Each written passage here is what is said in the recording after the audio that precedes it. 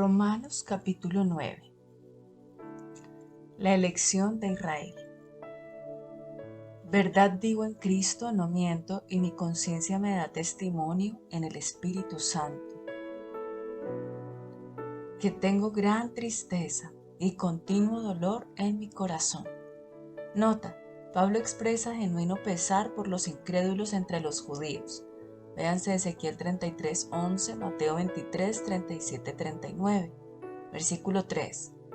Porque deseara yo mismo ser anatema, separado de Cristo, por amor a mis hermanos, los que son mis parientes según la carne. Nota: Pablo no desea ser separado de Cristo con tal de que otros judíos se salven, pero su dolor por ellos es tan profundo que virtualmente se pone en esa actitud. Versículo 4. Que son israelitas, de los cuales son la adopción, la gloria, el pacto, la promulgación de la ley, el culto y las promesas, de quienes son los patriarcas, y de los cuales según la carne vino Cristo, el cual es Dios sobre todas las cosas, bendito por los siglos. Amén.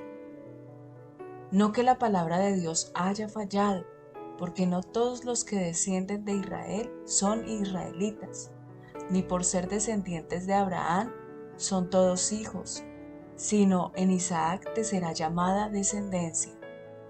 Esto es, no los que son hijos según la carne son los hijos de Dios, sino que los que son hijos según la promesa son contados como descendientes. Porque la palabra de la promesa es esta: por este tiempo vendré y Sara tendrá un hijo. Y no solo esto, sino también cuando Rebeca concibió de uno, de Isaac, nuestro padre. Pues no habían aún nacido, ni habían hecho aún ni bien ni mal, para que el propósito de Dios conforme a la elección permaneciese, no por las obras, sino por el que llama. Nota: el hecho de que Dios escogiese a Jacob en lugar de Esaú no se basó en nada que hubiesen hecho o pudiesen hacer en el futuro. Este es el misterio de la elección divina. Versículo 12. Se le dijo: el mayor servirá al menor, como está escrito: a Jacob amé, mas a Esaú aborrecí. ¿Qué pues diremos?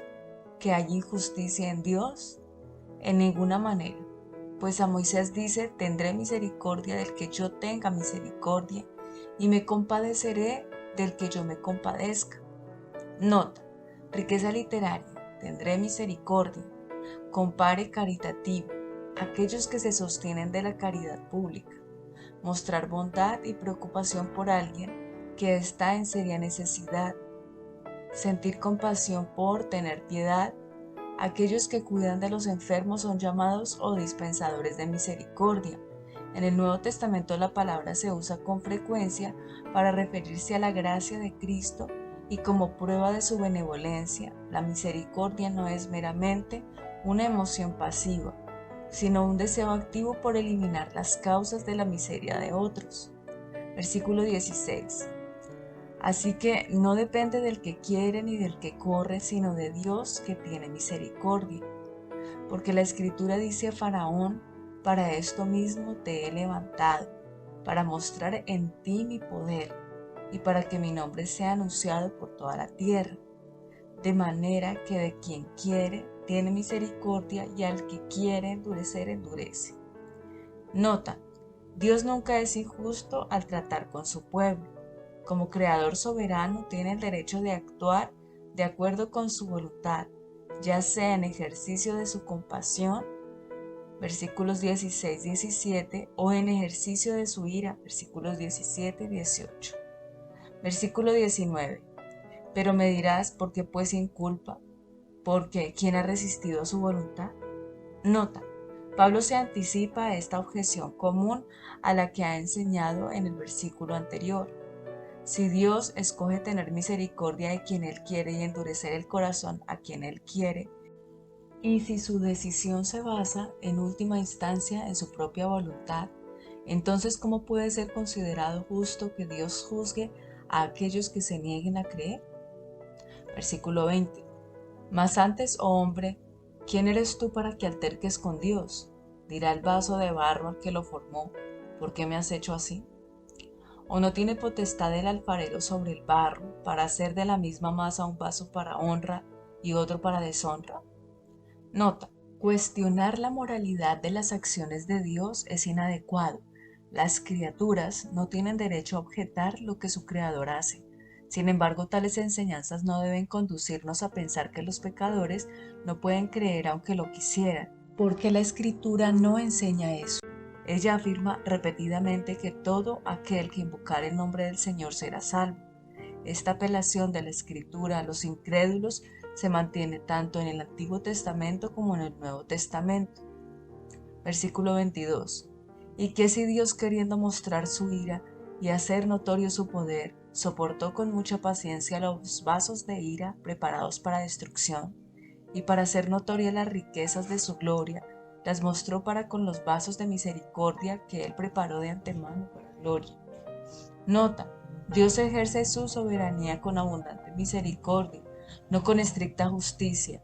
Su sufrida paciencia con Israel prueba su deseo de salvar esa nación y confirma el hecho de que el fracaso judío no es responsabilidad de Dios.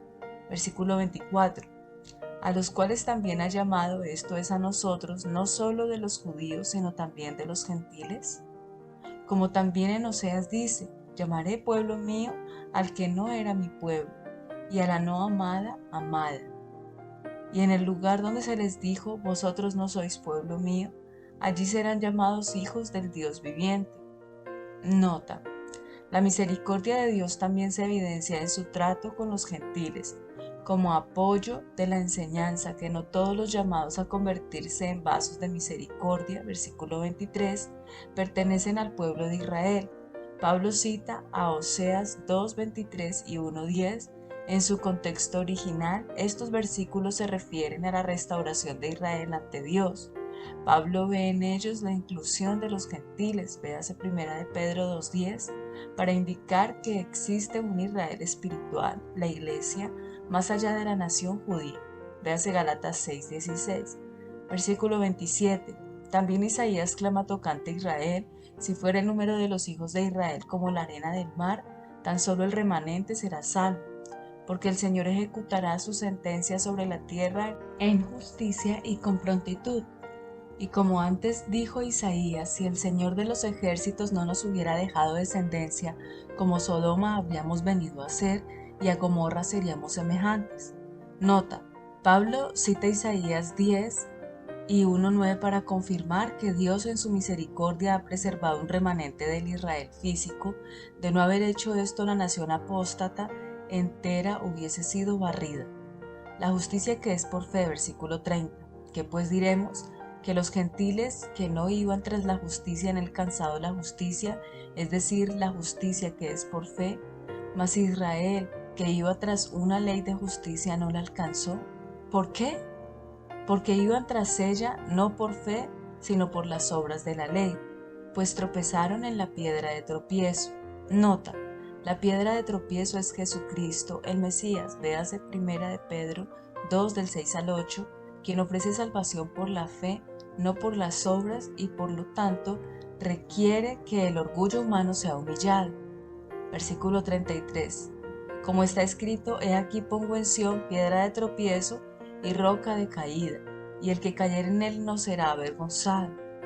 Nota final: ¿puede ser justo Dios si muchos miembros de la nación escogida en el antiguo pacto se pierden? Después de esta larga exposición sobre la forma como la justicia divina es preservada en el Evangelio y aún los pecadores pueden ser salvos, surgió otra pregunta: ¿cómo podemos decir que Dios es recto o justo si de acuerdo con el Evangelio hay que confiar en Cristo para ser salvados? Esto significa que muchos judíos que no han confiado en Cristo se pierden. Pero ¿cómo entonces puede Dios ser fiel a las promesas dadas a los judíos en su calidad de pueblo escogido? Pablo contesta esta pregunta en los capítulos 9 al 11.